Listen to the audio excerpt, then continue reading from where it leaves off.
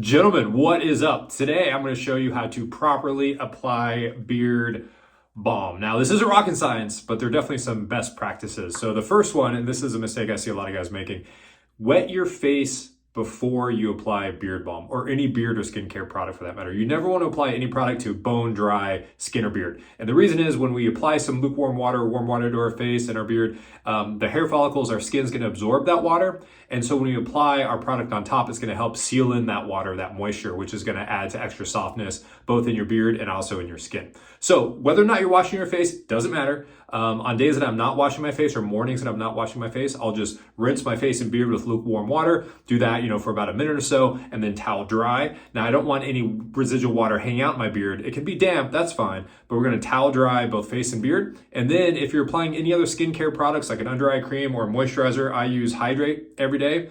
So you're gonna apply that first, and then the beard balm is what you're gonna apply last. Now, our beard balm, it's a light to medium hold. And as you can see, it's got this nice, smooth texture. It's not, you're not gonna have to have like a guitar pick to get it out of here. But a lot of beard balms that provide more hold, they use some heavier waxes or some petroleum derived products, and they're gonna have to scoop that out with a pick or your fingernail or something. And then regardless of what type of beard balm, you always wanna rub it between your palms. Now, in some cases, that's just to warm it up so you can actually apply it to your beard. For us, it's just so it gets evenly distributed across your hands. Now, when it comes to applying, you're gonna go root to tip, work it in. You don't want a superficial application, and by that I mean you don't just want to like put it on the outside of your beard. You really want to get in there. That's going to help provide a little bit more hold. And then with our beard balm, the more hold you want, the more you're going to use. I normally use about a quarter size amount.